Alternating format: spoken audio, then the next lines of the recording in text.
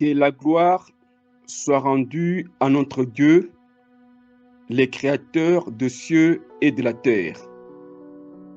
Très chers frères et sœurs, membres des églises, ce matin, nous avons l'honneur de glorifier notre Dieu avec un thème intitulé « L'idolâtrie de la fête du Nouvel An ».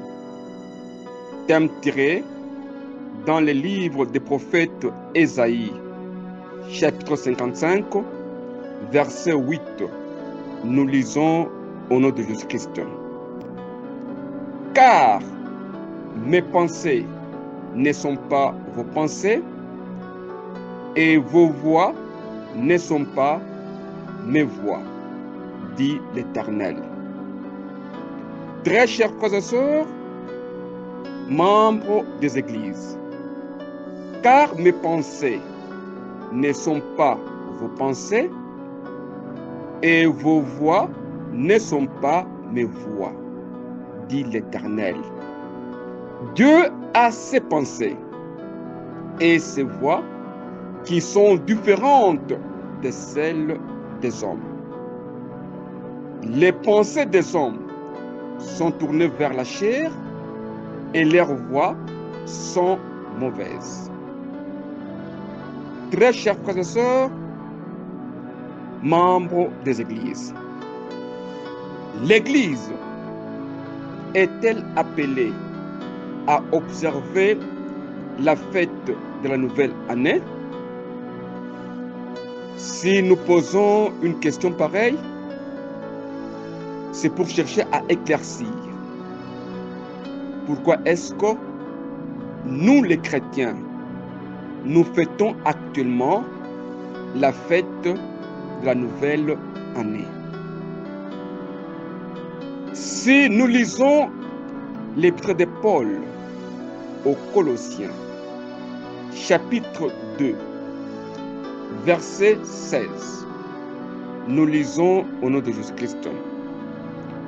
Que personne donc ne vous juge au sujet du manger ou du boire, au sujet d'une fête ou d'une nouvelle lune ou de sabbat.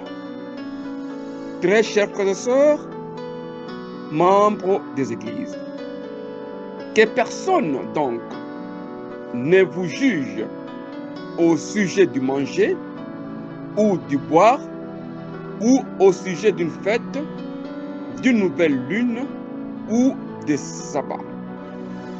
Que personne ne vous juge au sujet d'une fête. Il s'agit de quelle fête? Si nous nous posons une question banale, et nous aurons aussi une réponse banale, est-ce que la fête de 1er janvier est-elle inscrite dans la Bible? On va nous répondre facilement. Est-ce que la Bible est biblique? Est-ce que la Bible elle-même est écrite dans la Bible? On va dire non. C'est pour dire que tout ce qu'on fait peut ne pas être dans la Bible, comme la Bible elle-même n'est pas biblique. Nous acceptons, c'est une question banale. Maintenant, est-ce qu'on doit fêter? Ici, Paul dit ceci, que personne ne vous juge au sujet d'une fête. Il s'agit de quelle fête?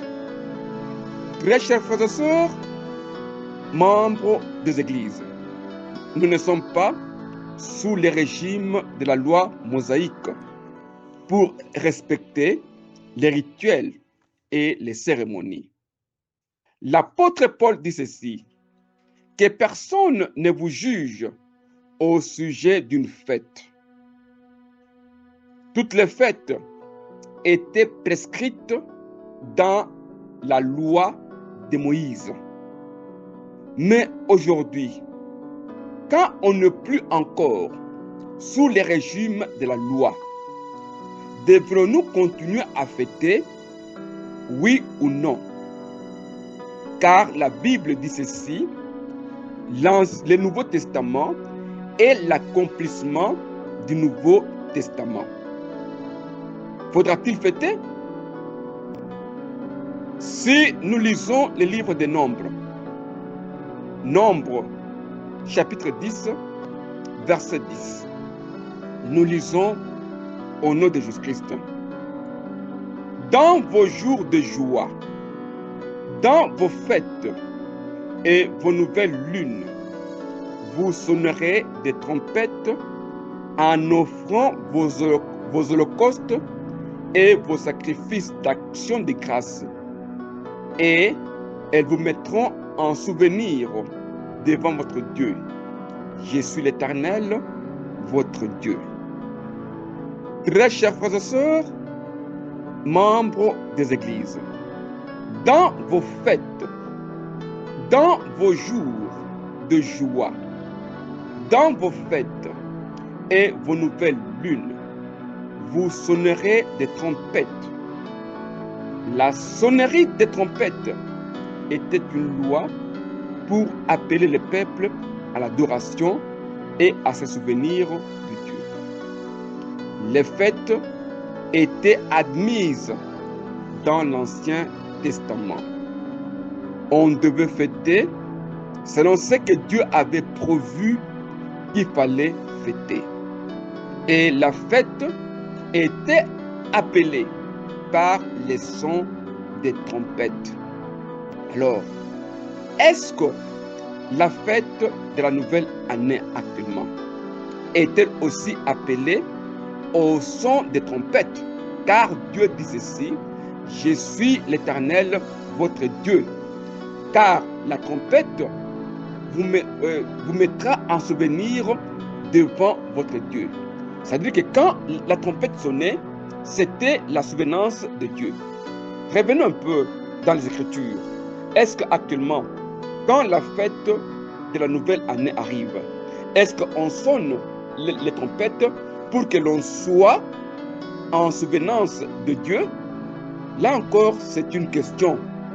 Notre préoccupation, est-ce qu'on doit fêter? Nous disons que les fêtes ont existé exactement, mais dans l'Ancien Testament. Si nous lisons les livres des psaumes, chapitre 81, verset 4 jusqu'à 5, nous disons, les livres des psaumes, chapitre 81, verset 4 à 5. Nous lisons au nom de Jésus-Christ. Sonnez de la trompette à la nouvelle lune, à la pleine lune, au jour de notre fête, car c'est une loi pour Israël, une ordonnance du Dieu de Jacob. Très chers frères et sœurs, membres des églises, sonnez de la trompette à la nouvelle lune, à la pleine lune, au jour de notre fête, car c'est une loi pour Israël, une ordonnance du Dieu de Jacob. Dieu ordonne que l'on puisse fêter et fêter la nouvelle lune. Cela veut dire les premiers jours du mois. Très chers frères et sœurs, membres des églises, la fête de la nouvelle lune était une fête célébrée les premiers jours de chaque mois. C'est comme on célèbre aujourd'hui le 1er janvier, qui est le premier jour du mois. Mais pour la fête de la nouvelle lune, on le faisait chaque mois. Mais l'apôtre Paul dit ceci, que personne ne vous juge au sujet d'une fête. Et par contre, Dieu nous a ordonné de fêter au son de la trompette. Une question. Pourquoi est-ce que quand la fête de la nouvelle année commence, on n'y a pas les sons des trompettes pour nous mettre en souvenance avec Dieu? Doit-on fêter ou on doit faire quoi?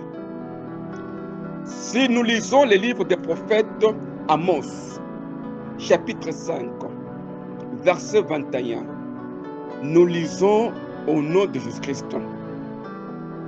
Je hais, je méprise vos fêtes.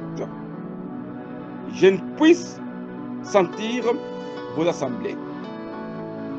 Très chers frères et sœurs, membres des églises, je hais, je méprise vos fêtes. Je ne puis sentir vos assemblées. Qui est et qui méprise les fêtes? C'est Dieu qui est et qui méprise les fêtes. Quand Dieu avait ordonné de fêter, il y a une écriture prophétique maintenant qui vient mépriser le fait, car c'est Dieu lui-même qui a méprisé, qui a refusé, qui a rejeté le fait. Dieu considère avec mépris le fait. Dieu avait ordonné le fait et le même Dieu méprise le fait. Alors, l'apôtre Paul a raison de dire que personne ne vous juge au sujet d'une fête, car même Dieu ne va plus nous juger au sujet d'une fête, car les Écritures disent que Dieu est le fait. Dieu a méprisé le fait. Si il avait ordonné, et c'est le même Dieu-là qui les a méprisés. Si Dieu a méprisé, pourquoi continuons-nous à fêter? Si nous lisons les livres des prophètes Osée, prophète Osée, chapitre 2, verset 13, nous lisons au nom de Jésus-Christ. Je ferai cesser toute sa joie, ses fêtes, ses nouvelles lunes, ses sabbats et toutes ses solennités.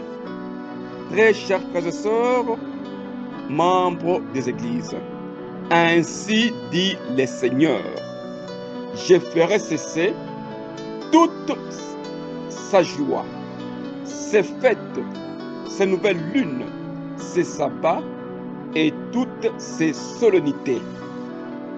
Je ferai cesser toutes ces fêtes et les fêtes des nouvelles lunes. Nous avons dit que cette fête consistait à fêter chaque premier jour du mois. Mais Dieu ici dit ceci, qu'il doit faire cesser de fêter. Et même encore, les fêtes des nouvelles lunes sont refusées par Dieu. Je ferai cesser toutes les fêtes. Ainsi dit le Seigneur. Pourquoi nous continuons à fêter ce que Dieu lui-même a méprisé? Très chers frères et sœurs, membres des églises, une fête mosaïque est une célébration religieuse annuelle du calendrier juif. On pouvait parler de la fête de Pâques, la fête de Pentecôte, des tabernacles, de la nouvelle lune et autres. Mais Dieu, qui avait instauré cette fête, le refuse. Dieu a refusé, c'est parce qu'il y avait de l'hypocrisie. Cela veut dire se jouir de l'apparence extérieure avec le cœur qui est corrompu. Le fait était inutile en absence d'une véritable ou d'une réelle repentance. En fait, pour la complaisance, en fait, pour la joie du corps, mais on n'est pas en contact avec Dieu. Et quand Dieu a vu cela, il a refusé le fait. Et que si Dieu a refusé le fait, pourquoi est-ce que nous les chrétiens, nous continuons à fêter? Si nous lisons le livre des prophètes Ésaïe, chapitre 1, verset 14, nous lisons au nom de Jésus-Christ. Mon âme est vos nouvelles lunes et vos fêtes. Elles me sont à charge. Je suis las de les supporter. Très chers frères et sœurs, membres des églises, mon âme est vos nouvelles lunes et vos fêtes. Elles me sont à charge. Je suis las de les supporter. Ainsi dit le Seigneur. Dieu ne supporte pas la religion hypocrite. Dieu a refusé le fait de nouvelles lunes. Dieu a refusé le fait car il n'arrive pas à les supporter, à supporter nos fêtes. Au lieu de se purifier, ôter la méchanceté de nos actions, cesser de faire le mal et apprendre à faire le bien, l'homme veut se cacher derrière les divertissements.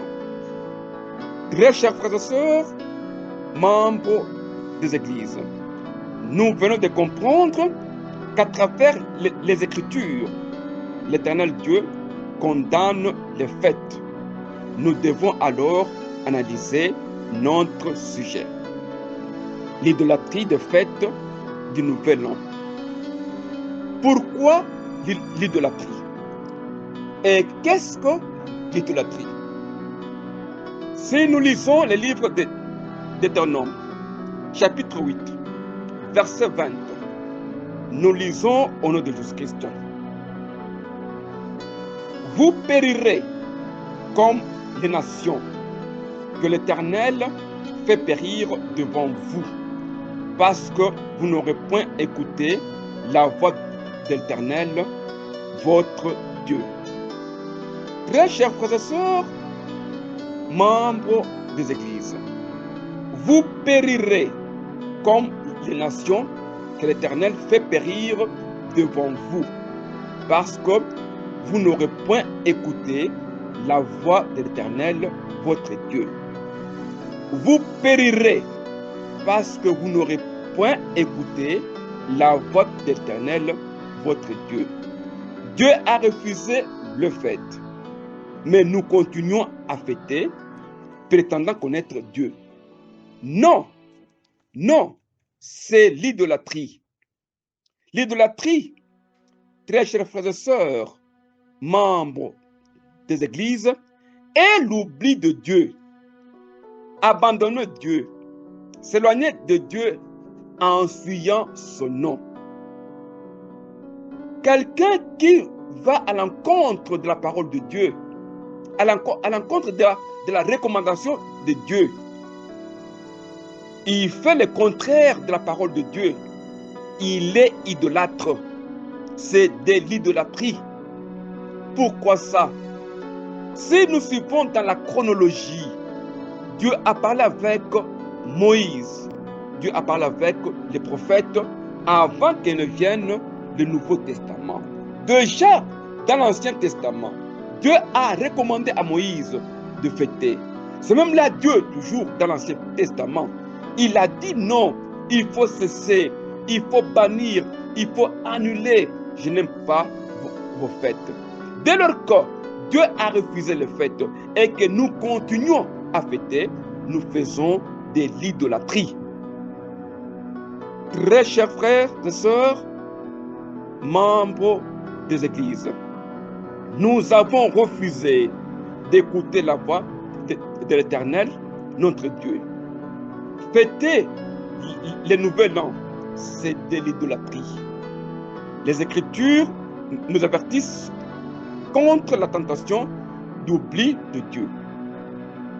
Très chers frères et sœurs, membres des églises, l'Église est en train de se mêler au culte de faux dieux.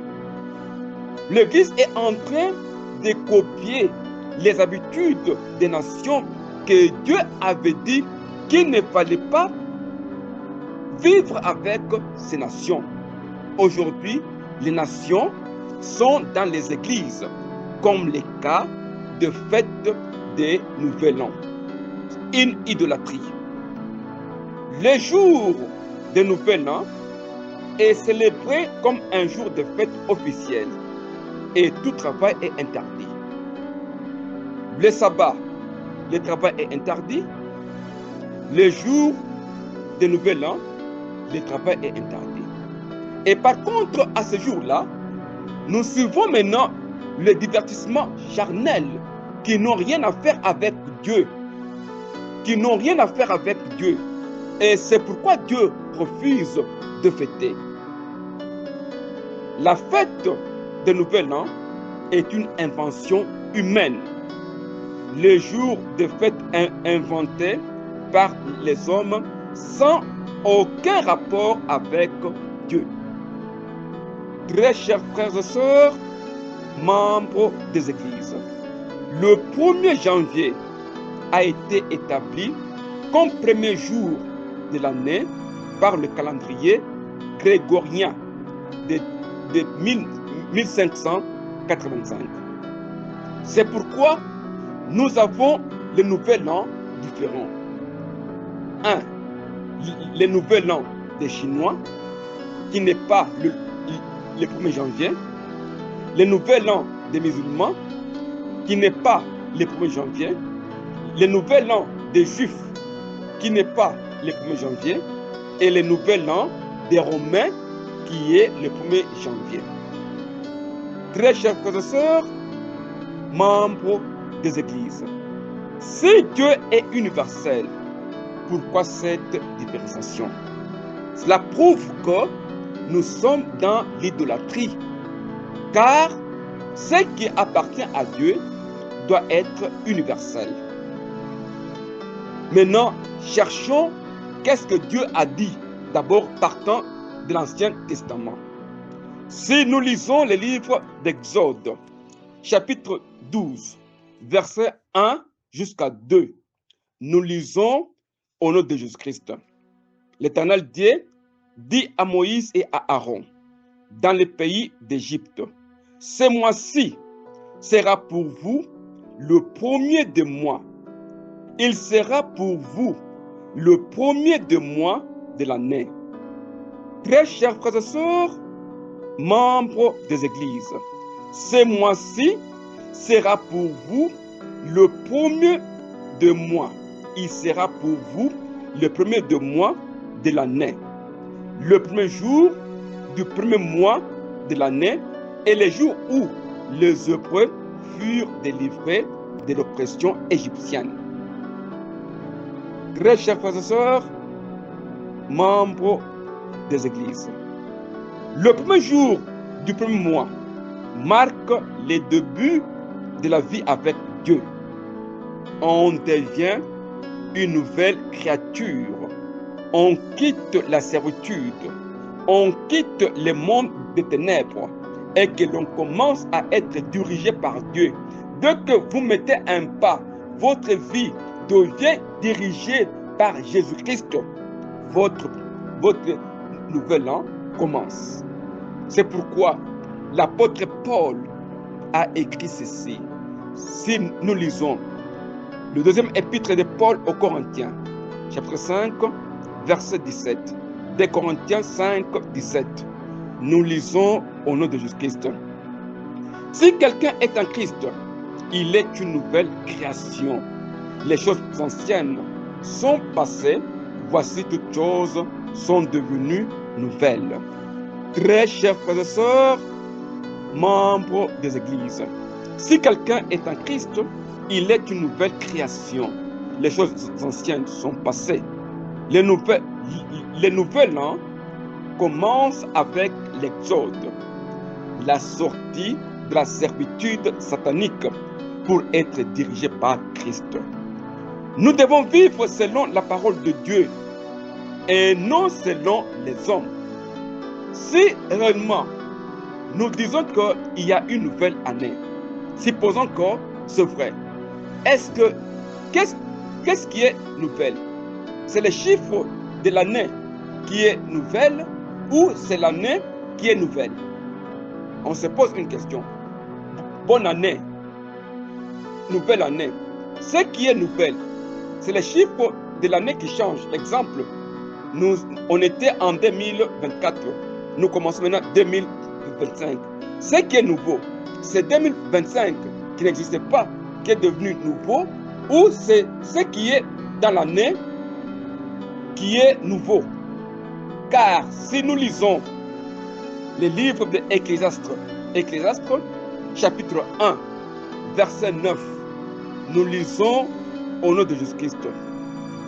Ce qui a été, c'est ce qui sera. Et ce qui se fait, c'est ce qui se fera. Il n'y a rien de nouveau sous le soleil. Très chers frères et sœurs, membres des églises, ce qui a été, c'est ce qui sera. Et ce qui se fait, c'est ce qui se fera. Il n'y a rien de nouveau sous le soleil. Le nouvel an n'existe pas. Ce qui a été, ce qui a déjà été, c'est ce qui sera, qui viendra. Il n'y a rien de nouveau sous le soleil. Ce qui a déjà été, c'est ce qui sera, et rien de nouveau ne peut venir encore dans ce monde. Très chers frères et sœurs, membres des églises, il n'y a rien de nouveau dans ce monde. C'est-à-dire que ce qui est nouvel an, c'est le changement des chiffres. Quand on change l'ancien chiffre, 2024, qui devient 2025, le 25 là devient nouveau par rapport au 24 qui est ancien. Mais en soi, dans l'année, rien ne change. Dieu ramène ce qui était passé et la vie continue. Prétendre fêter le nouvel an dans la même maison, avec le même emploi, avec la même famille, c'est purement humain. Car si l'année est nouvelle, tout doit changer, tout doit aussi se renouveler. Très chers frères et sœurs, membres des églises, il n'y a rien de nouveau sur la terre. La nouvelle année n'existe pas. Si nous lisons les livres des prophètes Jérémie, chapitre 10, versets 1 et 2. Jérémie, chapitre 10, versets 1 et 2. Nous lisons au nom de Jésus-Christ. Écoutez la parole que l'Éternel vous adresse, maison d'Israël. Ainsi parle l'Éternel. N'imitez pas la voix des nations et ne craignez pas les signes du ciel, parce que les nations les craignent. Très chers frères et sœurs, membres des églises, ainsi parle l'Éternel. N'imitez pas la voix des nations. Dieu demande à l'Église de ne pas s'essuyer avec les pratiques des nations. Si les nations craignent les signes du ciel, nous, les enfants de Jésus, nous, les enfants de Dieu, nous ne devons pas craindre les signes des cieux. Dire que non, c'est à la fin, comme il y a un changement, il y a quelque chose. Non, il n'y a pas de nouvelle année devant Dieu, car toute chose reste pareille devant Dieu. On devient nouvelle que quand on croit en la parole et que l'on marche selon la volonté de Dieu. Dieu refuse toutes les traditions et les coutumes humaines. La fête du Nouvel An est associée au paganisme.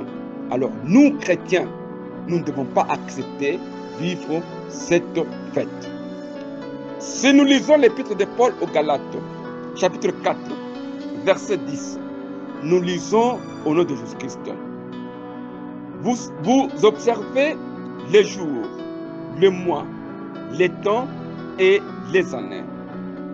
Très chers frères et sœurs, membres des églises, vous observez le jour, le mois, les temps et les années. Ainsi dit l'apôtre Paul. Connaissant Dieu, comment retournez-vous à ces faibles et pauvres principes élémentaires auxquels vous voulez vous asservir encore? Vous observez les jours, le mois, les temps et les années. Très chers frères et sœurs, membres des églises, nous vivons sous le régime de la nouvelle alliance. Cela veut dire que nous ne connaissons pas Christ selon la chair, mais selon l'esprit. Il ne faut pas observer le fait du calendrier comme si c'était Dieu qui les exigeait. Non, ce sont des futilités, ce sont des rites qui n'ont rien à faire avec la foi et la vie éternelle. Nous sommes sauvés par le renouvellement du cœur. Très chers frères et sœurs, membres des églises, nous constatons que chaque personne, chacun de nous, suit ce que lui dicte sa conscience par rapport aux sujets qui ne sont pas précisés dans les Écritures. C'est une fausse démarche. Nous devons lire et rester dans la parole de Dieu. Si nous lisons le premier épître de Jean, chapitre 5, verset 3, nous disons 1 Jean, chapitre 5, verset 3, nous lisons au nom de Jésus-Christ. Car l'amour de Dieu consiste à garder ses commandements. Et ces commandements ne sont pas pénibles. Très chers frères et sœurs, membres des églises, nous sommes dans le monde de Satan. Et chacun doit se retirer de ce monde. Car l'amour de Dieu consiste à garder ses commandements. Nous devons garder les commandements de Dieu et non pas les commandements humains et être influencés par des lois humaines qui n'ont aucune influence sur la vie éternelle. Les Écritures disent que vous n'êtes plus de ce monde. Si on ne sommes plus de ce monde, pourquoi est-ce que nous continuons à poser certains actes qui sont du monde comme fêter? En fait, pourquoi? Nous devons nous débarrasser du passé et se purifier pour devenir une nouvelle année devant Dieu. Et surtout, c'est surtout pendant les fêtes que les enfants de Dieu sont tués. Restons dans les commandements de Dieu, restons dans la parole de Dieu, cherchons comment est-ce qu'on doit renouveler nos cœurs pour qu'on soit une nouvelle année devant Dieu et pour qu'on soit conduit par Christ. Très chers frères et sœurs, membres des églises, ce matin, c'est votre frère, l'apôtre Taylor Kankonde Kalomba. Je vous remercie au nom de Jésus-Christ.